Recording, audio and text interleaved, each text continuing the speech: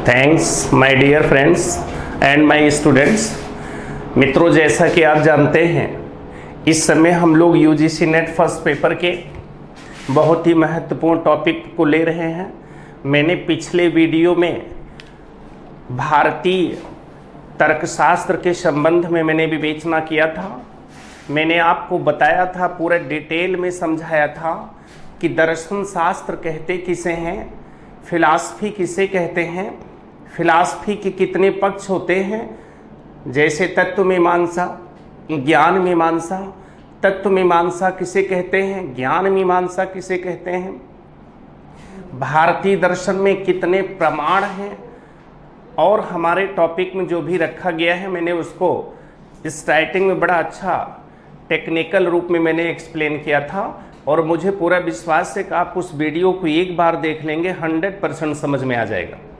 थोड़ा सा मित्रों 5 मिनट उसको ओवरऑल रिवीजन करते हुए हम अपने टॉपिक पर तुरंत लौटते हैं। मैंने आपको समझाया था कि जो फिलॉसफी है यह 2 शब्दों से मिलकर बनी है, फिलॉस प्लस सोफिया।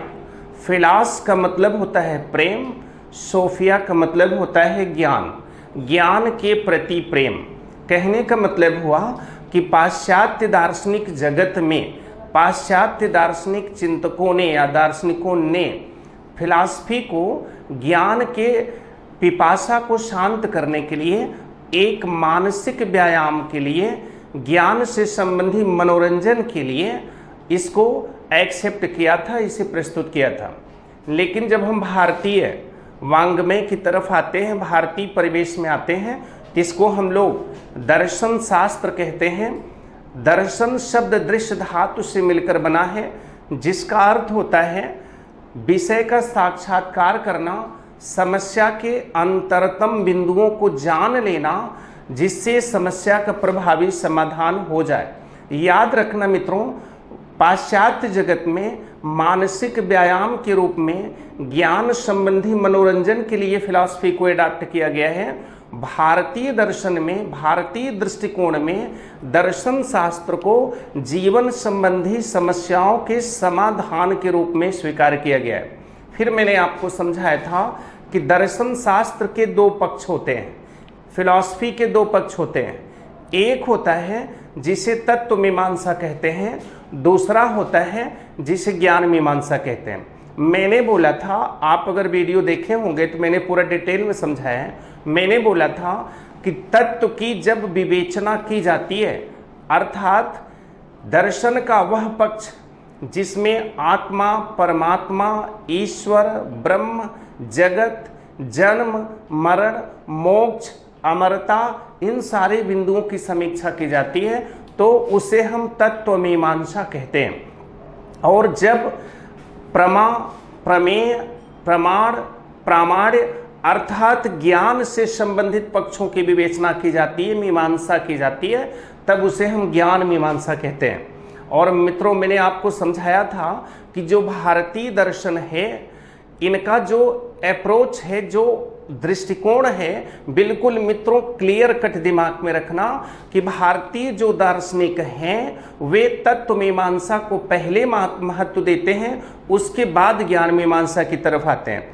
कहने का मतलब, अगर हम लोग थोड़ा चार्ट के रूप में समझें तो मैंने आपको यही समझाया था कि जो दर्शन है उसके 2 पक्ष हो गए। एक हो गया तत्व मीमांसा, एक हो गया ज्ञान मीमांसा।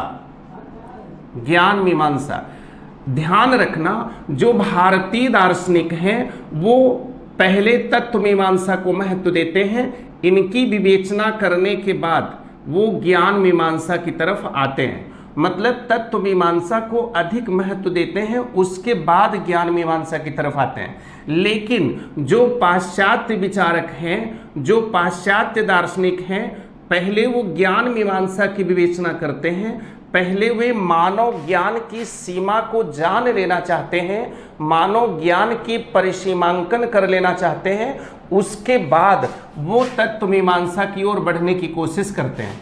कहने का मतलब है, जो पाश्चात्य दार्शनिक हैं वह सोचते हैं कि हम ईश्वर के बारे में, जगत के बारे में, आत्मा परमात्मा के बारे में हम सोच सकते हैं, जान सकते हैं कि नहीं, पहले इसकी तो हम समीक्षा कर लें, पहले हम मानव ज्ञान की सीमा को तो जान लें। इसीलिए वो पहले ज्ञान मीमांसा को महत्व देते हैं, फिर तत्व मीमांसा को महत्व देते हैं। लेकिन मित्रों, जो भारतीय दार्शनिक हैं, भारतीय दार्शनिक पहले तत्व मीमांसा को महत्व देते हैं, उसके बाद ज्ञान मीमांसा को महत्व देते हैं। मित्रों ध्यान रखना, तत्व मीमांसा दो शब्द से मिलकर बना है तत्व धन मीमांसा, ज्ञान मीमांसा दो शब्द से मिलकर बना है ज्ञान धन मीमांसा। मतलब जिसमें तत्व की मीमांसा की जाए, जिसमें ज्ञान की मीमांसा की जाए, उसे हम लोग तत्व मीमांसा और ज्ञान मीमांसा कहते हैं। तत्व में क्या क्या होंगे? आत्मा, परमात्मा, जगत, ईश्वर, ब्रह्म, जन्म, मरण, मोक्ष, अमरता, ये जितने भी हैं सब बिल्कुल तत्व के अंतर्गत, तत्व मीमांसा के अंतर्गत आते हैं।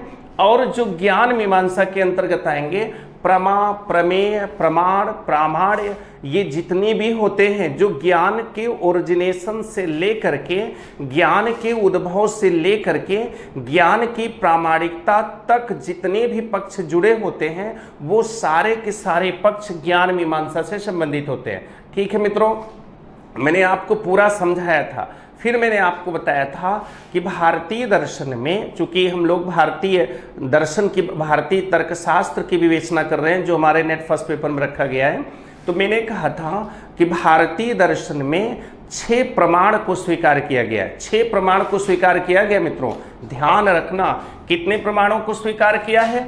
6 प्रमाणों को स्वीकार किया है। और आश्चर्य की बात यह है कि ये सारे प्रमाण आपके कोर्स में है।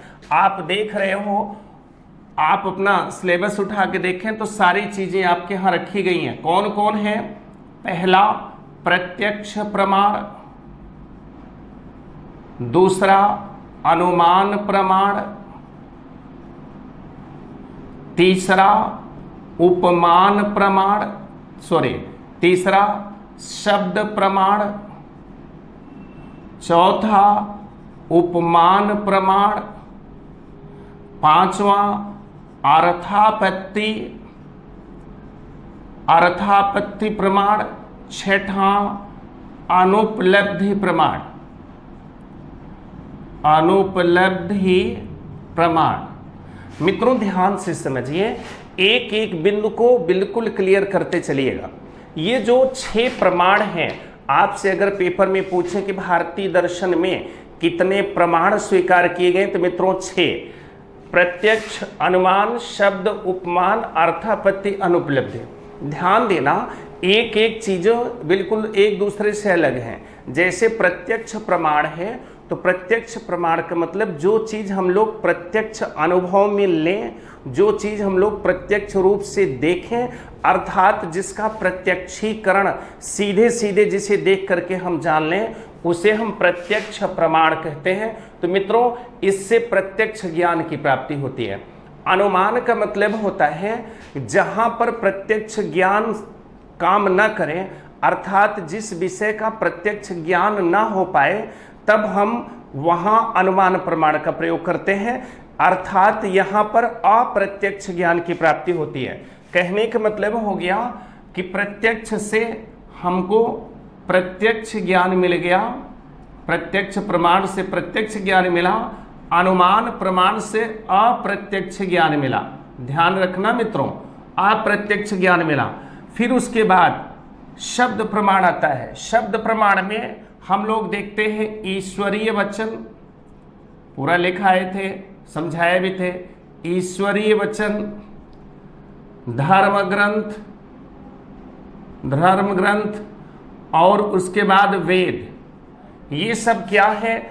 ऐसे स्रोत हैं जिनसे हमको ज्ञान की प्राप्ति होती है, उन्हें हम शब्द प्रमाण कहते हैं। जैसे आकाशवाणी हो जाती है, इससे जो मुझे मिला, ऐसे ज्ञान को शब्द प्रमाण कहते हैं। जैसे आप पेपर में पूछ सकता है कि अचानक रास्ते में जाते हुए पथिक को आकाशवाणी से सूचना मिली, ठीक है, आकाशवाणी हुई और उसे अग्रिम घटना के बारे में जानकारी मिल गई, तो अब आप देखिए, आकाशवाणी हुई या भगवान ने संदेश दिया या वेद से उसे ज्ञान मिला, ऐसे जो भी चीजें हम देखते हैं वो सब शब्द प्रमाण के अंतर्गत आते हैं।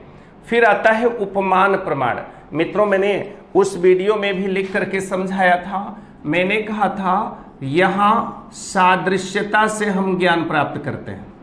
सादृश्यता, यहां हम लोग किससे ज्ञान प्राप्त करते हैं? सादृश्यता से, अर्थात समानता स्थापित करके ज्ञान प्राप्त करते हैं। जैसे अगर आप घर पर गाय को हमेशा देख रहे हैं और जंगल में अपने मित्र के साथ चले गए, वहां सेम हूबहू उसी तरह की कोई जानवर आपको दिखाई दे, तब आप पहचान लेते हैं कि निश्चित रूप से यह नील गाय है, अर्थात गाय की वो जो सारे गुण हैं वो इसमें दिखाई दे रहे हैं। इसके आधार पर आप ज्ञान प्राप्त करते हैं, अर्थात जहां समानता को ध्यान में रखते हुए ज्ञान प्राप्त किया जाता है उसे उपमान प्रमाण कहते हैं। अब आया मित्रों अर्थापत्ति। मैंने बताया था जब दो परस्पर विरोधी बातें सामने आए और उनको सही करने के लिए किसी प्रकार की हमको कल्पना करनी पड़े, तब उसे हम अर्थापत्ति प्रमाण कहते हैं। कहने का मतलब हो गया, अर्थापत्ति प्रमाण में हमने आपको समझाया था दो विरुद्ध, विरुद्ध मतलब परस्पर विरोधी, दो विरुद्ध कोटिक अनुभव अगर हो, मतलब दो परस्पर विरोधी बातें हों, उनके बीच में समन्वय स्थापित करने के लिए जिसकी मैं कल्पना कर लेता हूं वह क्या है? अर्थापत्ति प्रमाण हो जाता है। जैसे मैंने बोला था रमेश मोटा है लेकिन दिन में नहीं खाता। समझिए, रमेश मोटा है, बहुत तगड़ा है, खूब तोंदुमल है, खूब मोटा है, लेकिन वो दिन में नहीं खाता, अर्थात उसको कोई फ्रेंड दिन में नाश्ता पानी करते हुए नहीं देखता। अब मित्रों दो बातें हैं, रमेश मोटा भी है और वह दिन में खाता भी नहीं है। कहने का मतलब ये दो परस्पर विरोधी बातें सामने आ रही हैं। अब इसकी समस्या का समाधान करने के लिए हम कल्पना कर लेते हैं कि रमेश मोटा है लेकिन दिन में नहीं खाता, इसका मतलब है कि नो डाउट वह रात में जरूर खाता होगा। तो रात में जरूर खाता है, यह जो हमने परिकल्पना की है दोनों के बीच में संबंध स्थापित करने के लिए, उसे हम अर्थापत्ति प्रमाण कहते हैं। तो अर्थापत्ति प्रमाण में दो परस्पर विरोधी बातों के बीच, या आप कह सकते हैं समस्या का समाधान करने के लिए जो कल्पना की जाती है ताकि उनकी सार्थकता सिद्ध हो सके, उसे हम अर्थापत्ति प्रमाण कहते हैं। जैसे रमेश मोटा है लेकिन दिन में नहीं खाता, तो दिन में नहीं खाता, रमेश मोटा है, दोनों परस्पर विरोधी बातें हैं। इस समस्या के समाधान के लिए हम कल्पना कर लेते हैं कि नो डाउट रमेश रात में भोजन अवश्य करता है, इसे हम अर्थापत्ति प्रमाण कहते हैं। अनुपलब्धि प्रमाण का मतलब होता है मित्रों, मैंने वहां पर बोला भी था कि अनुपलब्धि प्रमाण से अभाव का ज्ञान होता है। ध्यान रखना, अभाव का ज्ञान होता है। अभाव का मतलब ये नहीं कि हमारे पास गरीबी है, भूखमरी है, बेरोजगारी, ये इस अभाव की बात यहाँ नहीं हो रही है। यहाँ अभाव का मतलब होता है कि कोई भी अधिकरण है, वहाँ पर कोई वस्तु रखी गई थी लेकिन इस समय वस्तु नहीं है। जैसे मान लीजिए मैंने कमरे में बैग रखा था और बाद में पता लगता है कि कमरे में बैग नहीं है, अर्थात बैग का अभाव है कमरे में। उसके ज्ञान के लिए जिस प्रमाण का हम प्रयोग करते हैं उसे अनुपलब्ध प्रमाण कहते हैं। तो मित्रों, मुझे पूरा विश्वास है कि आपको कन्फर्म हो गया होगा। अब हम सीधे अपने टॉपिक की तरफ चले आ रहे हैं, क्योंकि अनुमान का ही प्रश्न आपके यहाँ ज़्यादा पूछा जाता है। चूँकि समय कम है, बहुत डिटेल न जाते हुए सीधे सटीक टॉपिक पर हम उतरते हैं, तो अनुमान को हम लोग देखने की कोशिश करते हैं क्या है। मैंने आपको अनुमान के संदर्भ में भी मैंने 2-3 बातें आपको समझाया था। हमको विश्वास है कि आप उसी समय समझ गए होंगे। मैंने कहा था कि अनुमान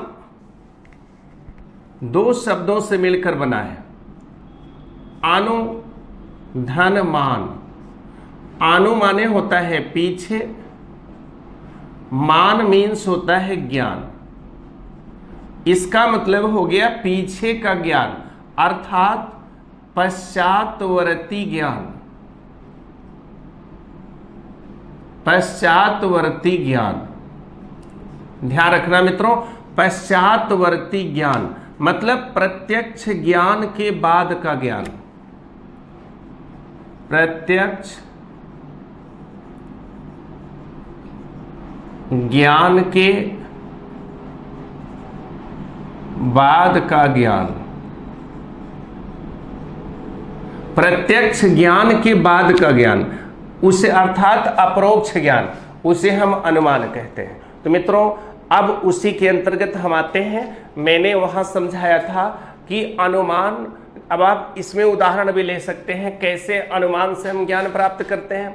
जैसे मैंने काली घटा देखी, ध्यान से समझना, हमने उसमें काली घटा देखी, बादलों को उमड़ते घुमड़ते देखा और हमने कल्पना कर लिया कि भयंकर बारिश होगी।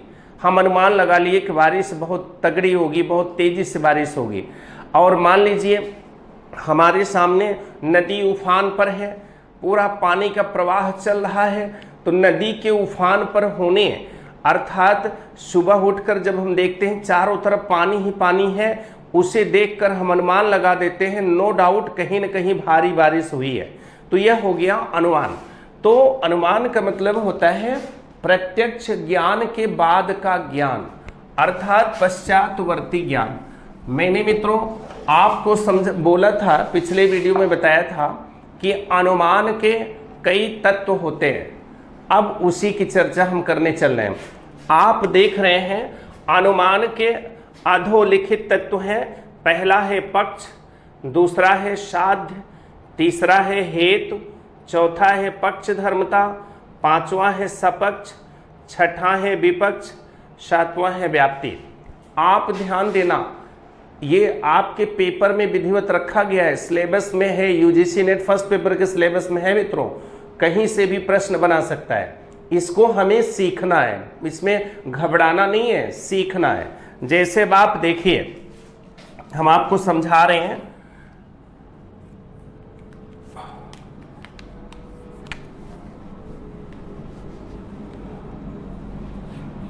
जैसे मान लीजिए ये पक्ष है,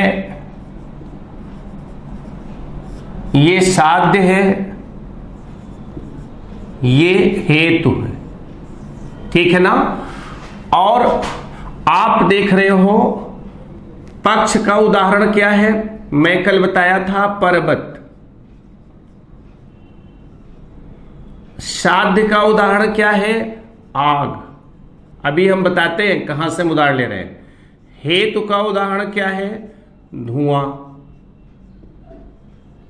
ध्यान रखना मित्रों, मैं पिछले वीडियो में स्टेटमेंट लिखा था। मैंने स्टेटमेंट क्या लिखा था, पर्वत पर आग है।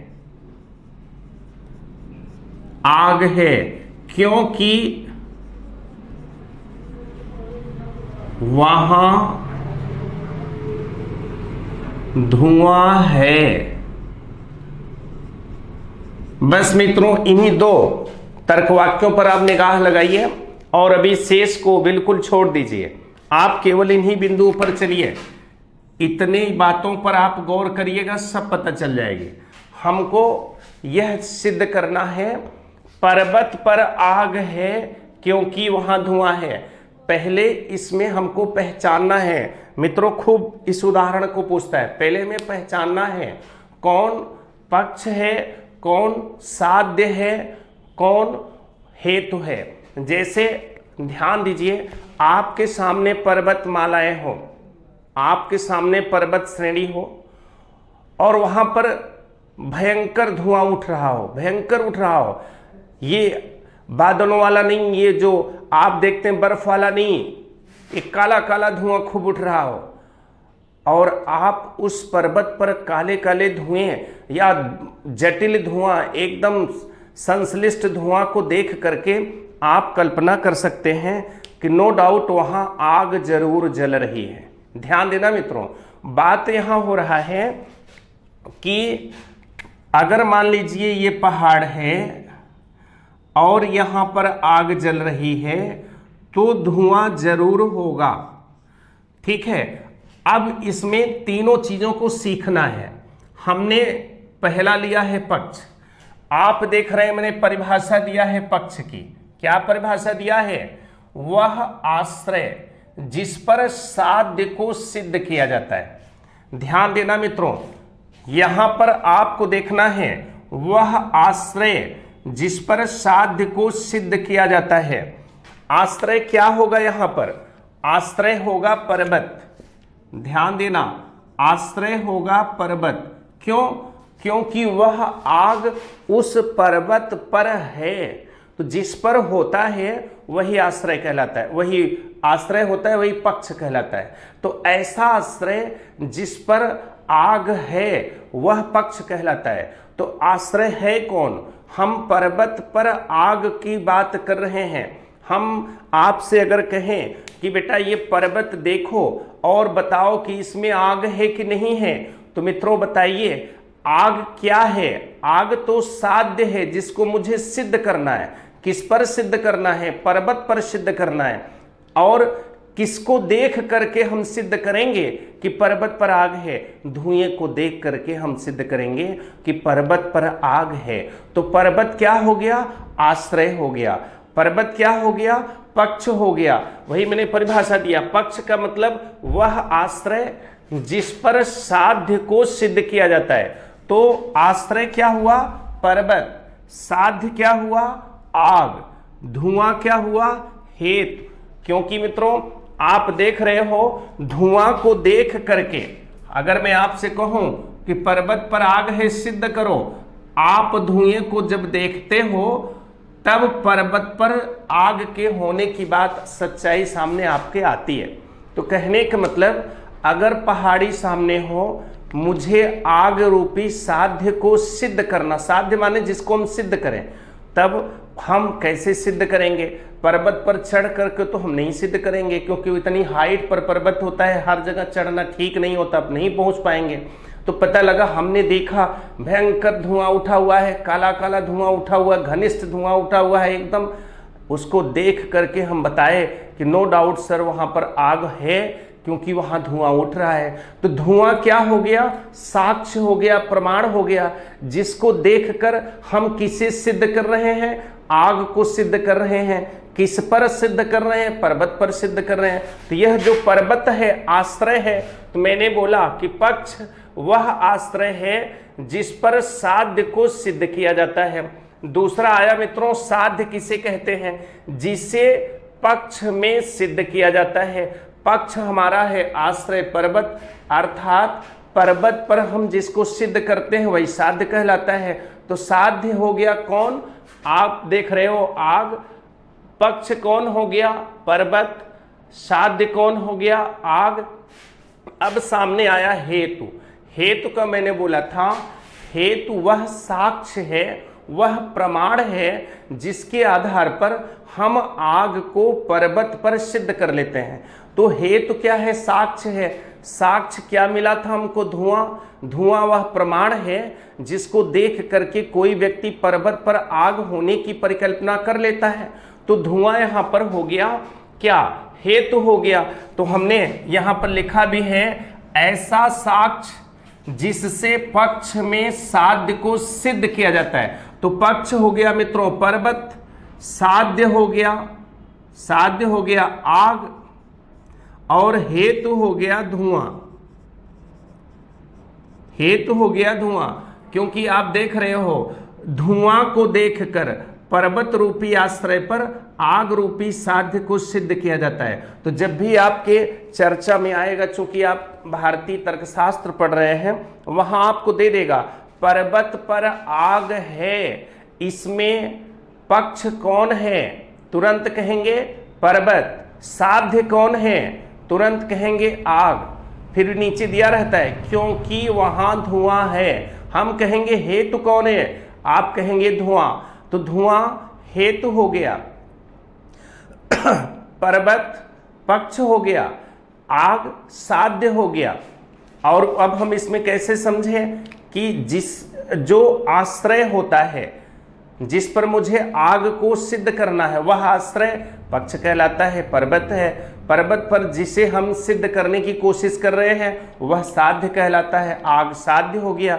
और आग को हम कैसे सिद्ध कर रहे हैं? पर्वत पर धुआं को देख करके, बड़ा बड़ा धुआं उठ रहा है, भयंकर धुआं उठ रहा है, तो धुआं यहाँ साक्ष्य हो गया जो हेतु के रूप में काम कर रहा है। तो कहने का मतलब हो गया मित्रों कि अनुमान की प्रक्रिया, ध्यान देना बाबू, अनुमान की प्रक्रिया में ये तीनों रहते हैं। अगर ये तीनों नहीं है तो अनुमान की कल्पना नहीं हो सकती है। क्यों? क्योंकि पक्ष में हम साध्य का अनुमान तभी करते हैं जब हेतु विद्यमान हो। ध्यान देना, अनुमान की प्रक्रिया में हेतु की बहुत बड़ी भूमिका होती है। आगे हेत्वाभास पढ़ाएंगे, तो चूंकि पूरा का पूरा अनुमान हेतु पर निर्भर करता है।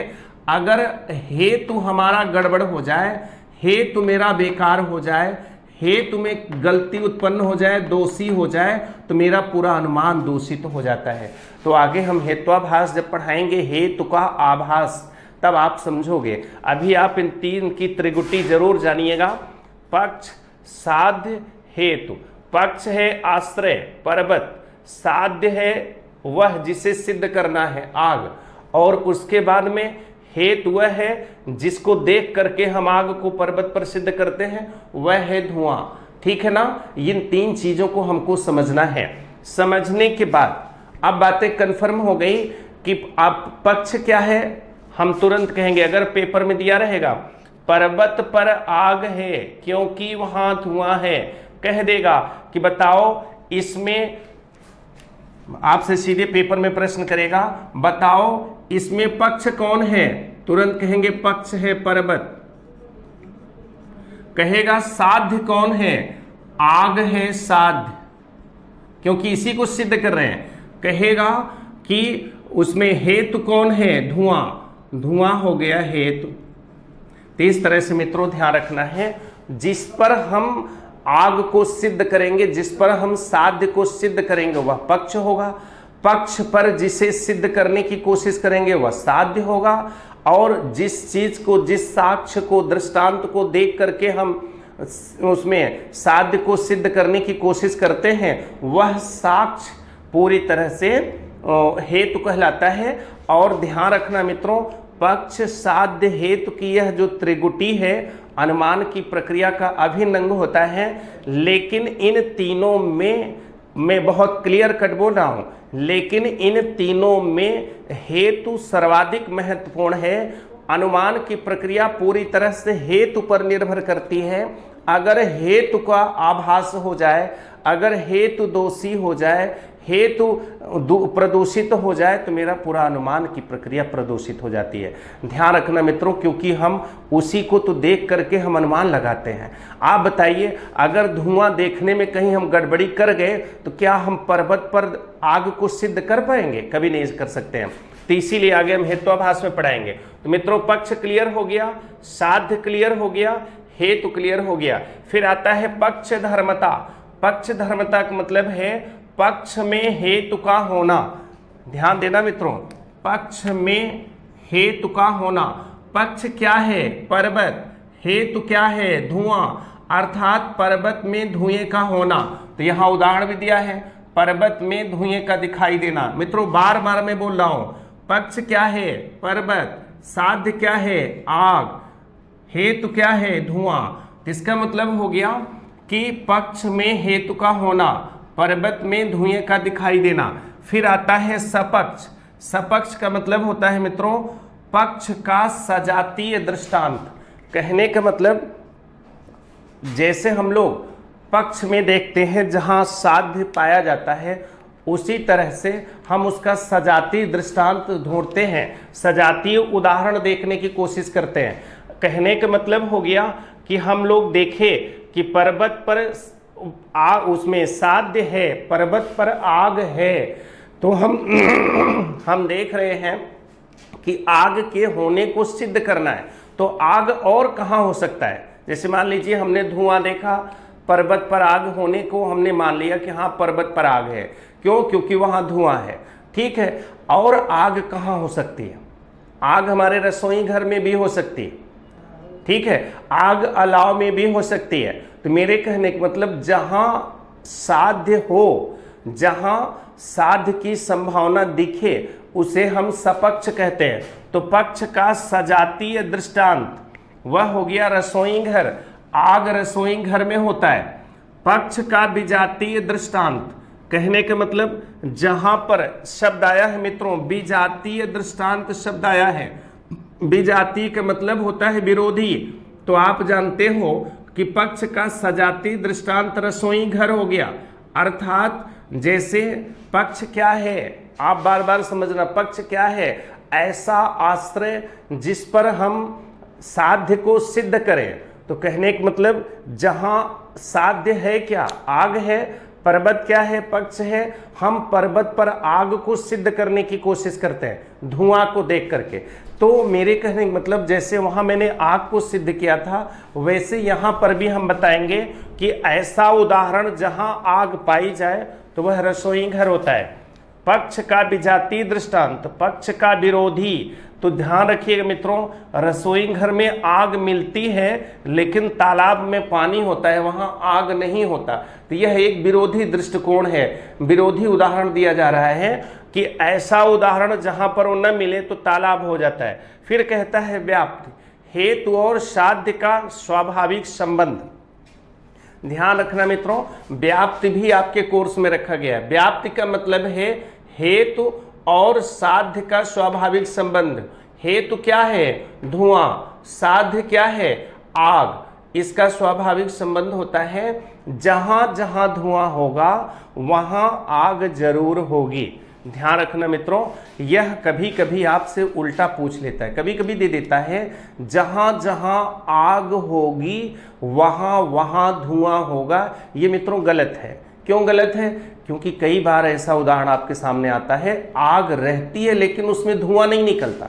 जैसे आप अभी अंगीठी पर कोयला जला लीजिए, शुरू में तो धुआं उठेगा, लेकिन जब कोयला लाल हो जाता है, बिल्कुल लाल हो जाता है, तब वहां से कोई दूर से अगर अनुमान लगाए कि आप अपने बरामदे में आग जलाए हुए हैं तो नहीं देख सकता, क्योंकि धुआं दिखाई नहीं दे रहा है।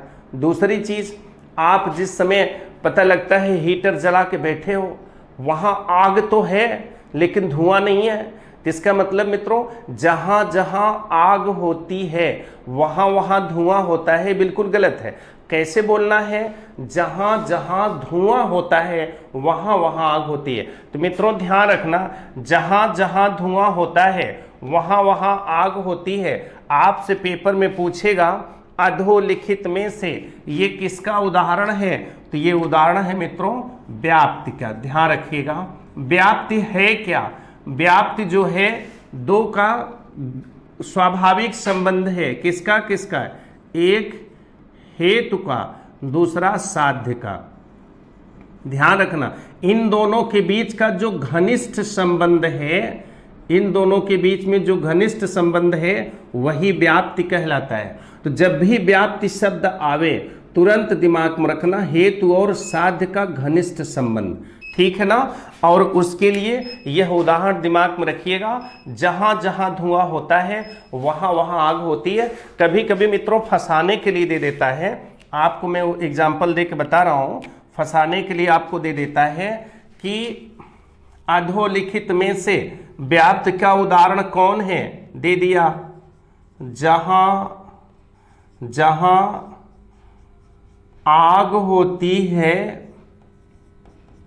वहां धुआं होता है, धुआं होता है। मित्रों ध्यान देना, एक एग्जाम्पल ये उठा के दे दिया, ठीक है, एक एग्जाम्पल ये उठा के दे दिया। अब इन दोनों में से पूछ रहा है व्याप्ति कौन है? ध्यान रखना मित्रों, यह व्याप्ति नहीं है, यह गलत है। क्योंकि जहां जहां आग होगी वहां वहां धुआं होगा, यह सदैव सत्य नहीं होता। क्योंकि तमाम ऐसे बिजली के ऑपरेटर्स बन चुके हैं कि उसमें आग का लौ तो रहता है, आग की ऊष्मा तो रहती है, लेकिन धुआं नहीं दिखाई देता। जहां और व्याप्ति तभी संभव है जब हेतु और साध्य के बीच में बिल्कुल स्वाभाविक संबंध बना रहे। अर्थात दोनों साथ साथ दिखाई दें। इस उदाहरण में बिल्कुल सही है। जहां धुआं होगा निश्चित रूप से वहां आग होगी। आग हो और उसमें, अब सोचिए, सॉरी, धुआं हो और आग ना हो, ये कभी संभव नहीं है। अगर धुआं उठ रहा है, भयंकर धुआं उठ रहा है, काला काला धुआं उठ रहा है और खूब एकदम घना धुआं उठ रहा है और आप कह दीजिए वहां आग नहीं है, बिल्कुल गलत बात है। जहां कहीं भी धुआं होगा वहां आग जरूर मिलेगी। लेकिन मित्रों, जहां कहीं आग होगी वहां धुआं जरूर होगा, यह बात सही नहीं है। क्योंकि बहुत सारे ऐसे ऑपरेटर्स बन चुके हैं जहां आप देखते हो आग तो रहती है लेकिन धुआं नहीं दिखाई देता। और इसलिए जब कभी ऐसा लिखा हुआ आपके पेपर में आ जाए तो इसको गलत मानिएगा। यही उदाहरण सही है जो व्याप्ति का उदाहरण होता है। व्याप्ति का मतलब है हेतु और साध्य का घनिष्ठ संबंध। हेतु क्या है? धुआं है। साध्य क्या है? आग है। पक्ष क्या है? पर्वत है। ध्यान रखिएगा मित्रों। तो इस तरह से पूरा हमने आपको समझा दिया। आप पूरा समझ गए होंगे कि पक्ष क्या है? आश्रय जिस पर आग को सिद्ध करना है। साध्य क्या है? वह आग जिसे सिद्ध किया जाता है। हेतु वह एग्जाम्पल है या वह साक्ष्य है जिसके आधार को सिद्ध किया जाता है। पक्ष धर्मता, पक्ष में हेतु का होना। सपक्ष, पक्ष का सजातीय दृष्टांत। विपक्ष, पक्ष का विजातीय दृष्टांत। व्याप्ति, हेतु व साध्य का स्वाभाविक संबंध।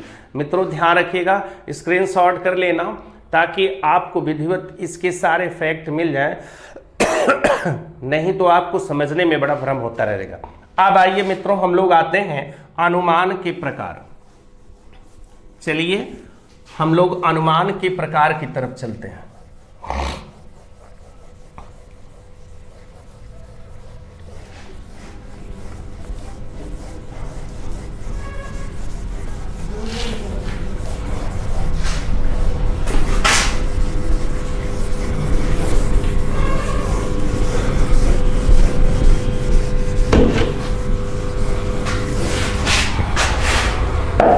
अब हम लोग आते हैं अनुमान के प्रकार।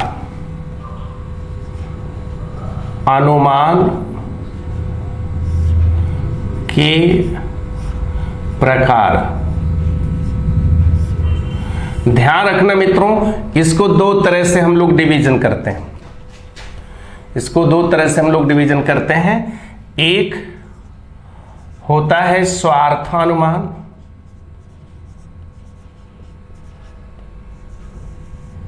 एक होता है परार्थानुमान।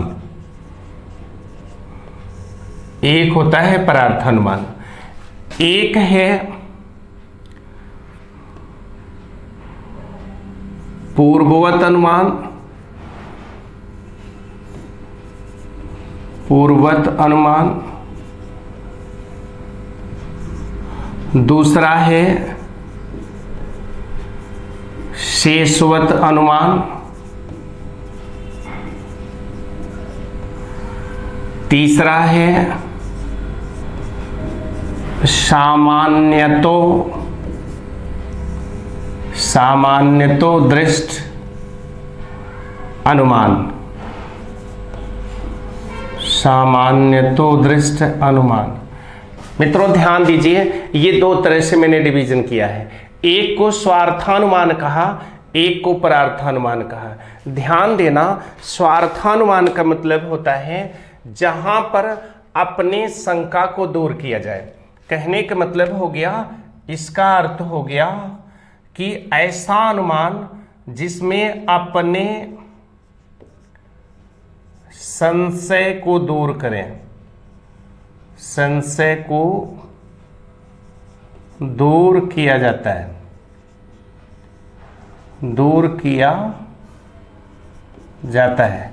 परार्थानुमान का मतलब होता है जहां दूसरे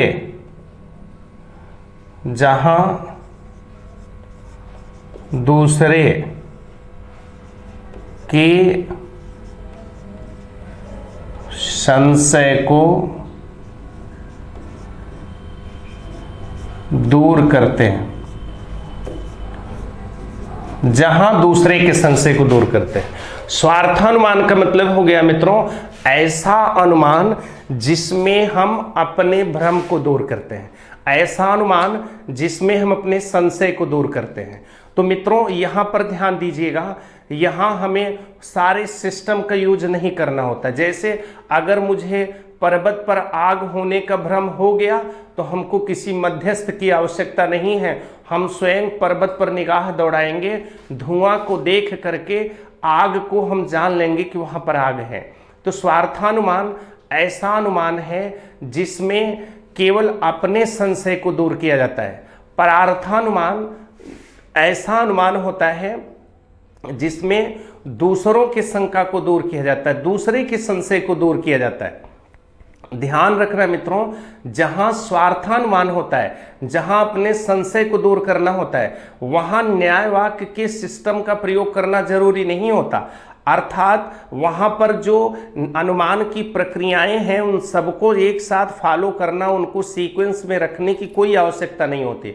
हम सीधे पर्वत पर धुआं को देख करके आग के होने का अनुमान कर लेते हैं।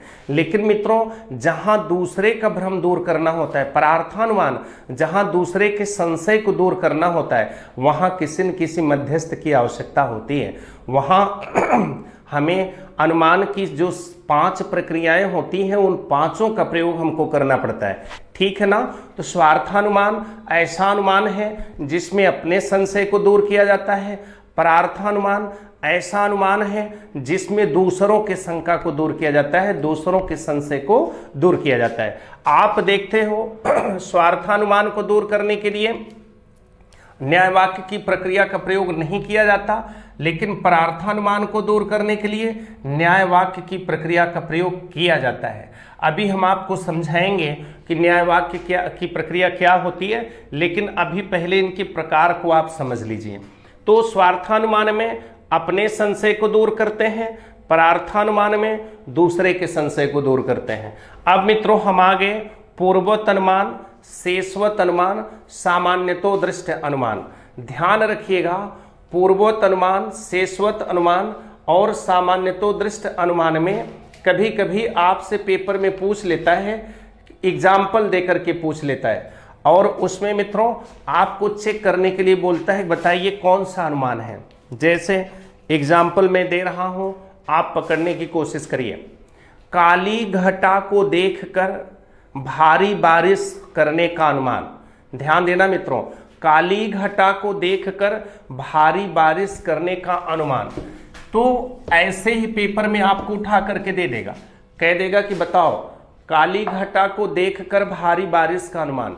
तब आपको क्या करना है, तुरंत ध्यान में रखना है कि जब प्रत्यक्ष कारण को देख करके, मेरी बात समझना, जब प्रत्यक्ष कारण को देख करके अप्रत्यक्ष कार्य की अनुमान किया जाता है, अर्थात काली घटा प्रत्यक्ष कारण, काली घटा को देखकर भारी बारिश अप्रत्यक्ष कार्य, अभी बारिश हुई नहीं है, अभी दिखाई नहीं दे रही है, अप्रत्यक्ष कार्य का अनुमान किया जाता है, तब उसे हम पूर्वोक्त अनुमान कहते हैं। इसमें क्या होता है,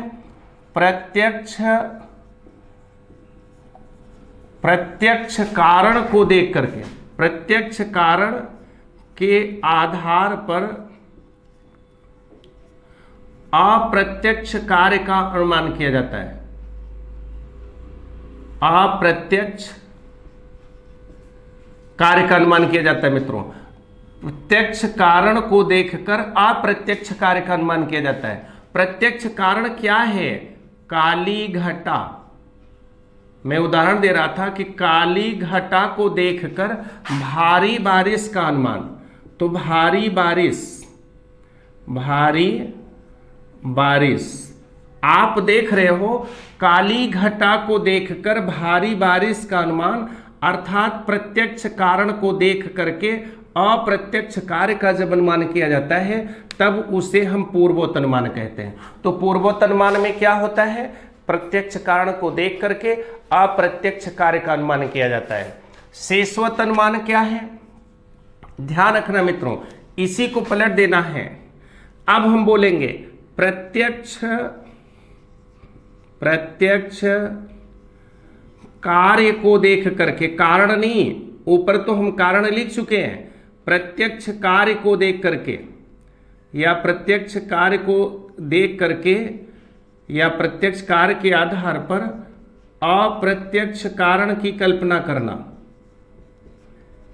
अप्रत्यक्ष कारण की कल्पना करना कहने का मतलब हो गया कि जब हम प्रत्यक्ष कार्य को देख करके अप्रत्यक्ष कारण को कल्पना में लेते हैं उसे शेषवत अनुमान कहते हैं। जैसे मित्रों हम लोग सुबह सो करके उठे, नदी में भारी बाढ़ देख लिए, गंदा पानी, बिल्कुल मटमैला पानी बड़ी तेजी से बहा जा रहा है, भयंकर बाढ़ आई हुई है।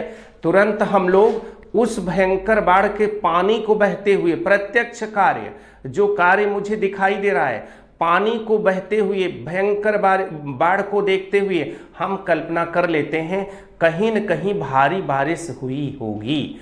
तो भारी बारिश का होना वह अप्रत्यक्ष कारण है, हम उसको देखते नहीं हैं, हम केवल उसके बारे में अनुमान कर रहे हैं। सुबह सो करके जब हम लोग उठे और नदी में भारी बाढ़ को देखें तो इस प्रत्यक्ष कार्य को देख करके हम भारी बारिश होने का अनुमान कर लेते हैं, तब उसी को हम कहते हैं शेषवत अनुमान। इसका मतलब हो गया कि जब हम लोग बाढ़ को देख करके हम भारी बारिश का अनुमान करते हैं, तब उसे हम शेषवत अनुमान कहते हैं। कहने का मतलब हो गया कि गंदे पानी, भयंकर जल प्रवाह को देखकर भारी बारिश की कल्पना करना। तो आप कहते हो जल प्रवाह,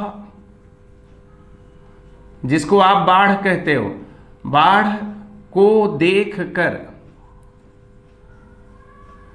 भारी बारिश का अनुमान, भारी बारिश का अनुमान। ठीक है, कहने का मतलब मित्रों, आप सुबह सोकर उठे, चारों तरफ लबालब पानी भरा हुआ है, नदी में भयंकर बाढ़ आई हुई है, तुरंत आपने कल्पना कर लिया कि नो डाउट कहीं न कहीं भारी बारिश हुई है। जब प्रत्यक्ष कार्य को देखकर अप्रत्यक्ष कारण का अनुमान कर लिया जाता है, तब उसको हम लोग क्या कहते हैं? शेषवत अनुमान कहते हैं। पहले में क्या था? प्रत्यक्ष कारण को देखकर अप्रत्यक्ष कार्य का अनुमान किए हैं। दूसरे में क्या है? प्रत्यक्ष कार्य को देख करके अप्रत्यक्ष कारण का अनुमान किए हैं। पहले में काली घटा को देखा तो भारी बारिश के होने का अनुमान कर लेते हैं कि बारिश होगी, जरूर होगी। दूसरे में हम लोग बारिश को, मतलब दूसरे में हम लोग बहते हुए भयंकर पानी और जल प्रवाह, या आप कह सकते हैं नदी में आई हुई, उफनाई हुई नदी में आई हुई बाढ़ को देखकर कहीं भारी बारिश होने का अनुमान हम लोग करते हैं। तो इस तरह से जब प्रत्यक्ष कार्य को देखकर अप्रत्यक्ष कारण का अनुमान करें तो शेषवत अनुमान है। जब प्रत्यक्ष कारण को देखकर अप्रत्यक्ष कार्य का अनुमान करें तब उसे हम पूर्वोक्त अनुमान कहते हैं। सामान्यतो दृष्ट का अनुमान, मित्रों ध्यान रखना, दो गुण साथ साथ हों, उसमें से किसी एक गुण को देखकर दूसरे का अनुमान करना। कहने का मतलब इसका तात्पर्य होता है, इसका तात्पर्य होता है जहां दो गुण हों, दो गुण सदैव साथ हों, सदैव साथ रहते हों। जब दो गुण सदैव साथ में रहते हैं तो किसी एक गुण को देखकर, किसी एक गुण को देखकर दूसरे गुण का अनुमान कर लेना, यह क्या कहलाता है? सामान्यतो दृष्ट अनुमान कहलाता है। सामान्यतो दृष्ट अनुमान में मित्रों रटना नहीं, उसको दिमाग में सेट कर लो। जहां दो गुण एक साथ रहें और उसमें से किसी एक गुण को देखकर दूसरे गुण की कल्पना हम कर लें, जानकारी कर लें, उसे सामान्यतो दृष्ट अनुमान कहते हैं। जैसे मित्रों आपको हम बड़ा सरल उदाहरण दें, जैसे आप देखते हो जिन जानवरों को सींग होती है, सींग समझ रहे हैं ना, जानवरों की जो मुंडी पे बिल्कुल पतले पतले सींग लगी रहती हैं, तो जिन जानवरों को सींग होती हैं उनके पैर में जो खुर बना रहता है, खुर वो फटे रहते हैं, अर्थात वो दोनों खुर रहते हैं, वो खुर में बिल्कुल बीच में गैपिंग रहती है, खुर फटे होते हैं। तो इसको हम क्या कहते हैं कि हम देखते हैं जिन जानवरों पर सींग होगी खुर जरूर फटा रहेगा। सींग और खुर का फटा होना ये दोनों साथ साथ रहते हैं मित्रों। अब इसमें हम क्या किए, किसी एक को देखकर दूसरे का अनुमान कर लिए। अर्थात हमने देखा कि किसी एक को देखा, सींग को देखकर फटे हुए खुर का अनुमान कर लिए। तो इसके लिए हम लोग एग्जाम्पल लेते हैं, सींग को देखकर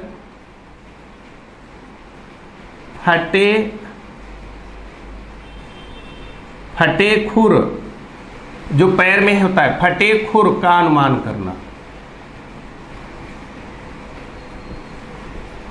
फटे खुर का अनुमान करना किसको देख करके, सींग को देख करके। इसका मतलब है किसी भी जानवर में अगर सींग होगी तो उसके खुर जरूर फटे हुए होंगे, निश्चित रूप से खुर फटे रहेंगे। जब हम देख लिए कि दो गुण हमेशा साथ साथ रहता है, किसी एक को देखकर दूसरे का अनुमान कर लेते हैं, तो इसे हम सामान्य तो दृष्ट अनुमान कहते हैं।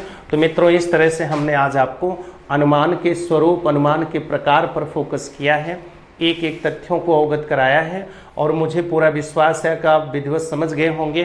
स्वार्थानुमान में अपने संशय को दूर किया जाता है, परार्थानुमान में दूसरे के संशय को दूर करते हैं, पूर्वोक्त अनुमान में ध्यान देना, प्रत्यक्ष कारण को देखकर अप्रत्यक्ष कार्य का अनुमान करते हैं। अर्थात काली घटा को देख करके होने वाली बारिश का अनुमान कर लेते हैं। और शेषवत अनुमान में प्रत्यक्ष कारण नहीं, प्रत्यक्ष कार्य को देखकर अप्रत्यक्ष कारण का अनुमान करते हैं। अर्थात सुबह सोकर उठे, चारों तरफ जल प्रवाह बिल्कुल चल रहा है, जल भराव दिख रहा है, उसे देख करके भारी बारिश के होने का अनुमान हम कर लेते हैं। अर्थात उफनाई हुई नदी को देखकर कहीं भयंकर उसमें बारिश होने का अनुमान कर लेते हैं, तब उसे हम शेषवत अनुमान कहते हैं। जब प्रत्यक्ष कार्य को देखकर अप्रत्यक्ष कारण का अनुमान करें तब शेषवत अनुमान होता है। जब प्रत्यक्ष कारण को देखकर अप्रत्यक्ष कार्य का अनुमान करें तो पूर्वोक्त अनुमान होता है। सामान्य तो दृष्ट अनुमान का मतलब होता है जहां दो गुण हमेशा साथ साथ हों, एक को देखकर दूसरे का अनुमान कर लें, तब उसे हम सामान्य तो दृष्ट अनुमान कहते हैं। तो इसमें ध्यान रखिएगा मित्रों, एग्जाम्पल आपसे पूछ सकता है, काली घटा को देखकर भारी बारिश का अनुमान करना, यह किस अनुमान का उदाहरण है? तुरंत मारेंगे पूर्वोक्त अनुमान। फिर कहेगा नदी में आई बाढ़ को देख करके कहीं भारी बारिश का अनुमान करना, शेषवत अनुमान। सींग को देख करके फटे हुए खुर का अनुमान करना, सामान्य तो दृष्ट अनुमान। इस तरह से मित्रों आज के वीडियो में मैंने अनुमान के स्वरूप पर फोकस किया है। चूँकि आपके यहाँ सिलेबस बड़ा डिटेल में है, इसलिए हम बहुत डिटेल ना जाते हुए अब नेक्स्ट वीडियो में सीधे हेत्वाभास पर हम आएंगे, उसको एक्सप्लेन कर देंगे। इन 3 वीडियो को अगर आप बढ़िया से एनालाइज कर लोगे, एक भी क्वेश्चन आपके बाहर नहीं जाएंगे। मित्रों ध्यान रखना, एग्जाम्पल जरूर तैयार रखना, क्योंकि यहाँ डेफिनेशन नहीं पूछता, टोटल एग्जाम्पल पूछता है। जैसे दे दिया पर्वत पर आग है क्योंकि वहाँ धुआं है, यहीं पूछ लेगा हेतु कौन है, साध्य कौन है, पक्ष कौन है, ऐसे ही एग्जाम्पल आपको देगा। या सीधे दे देगा अधोलिखित में से कौन सपक्ष का उदाहरण है, दे दिया रसोई घर, तालाब, कुछ और, तब आप तुरंत रसोई घर को ट्रिक मारते हो। इस प्रकार मित्रों आपको एग्जाम्पल तैयार रखना है, और मुझे पूरा विश्वास है कि आप अच्छे से समझ गए होंगे। इसको रिवीजन करिएगा, जहाँ दिक्कत होगी आप फिर हमसे मैसेज करिएगा, हम उसको और क्लियर करेंगे। तब तक के लिए थैंक्स, बेस्ट ऑफ लक।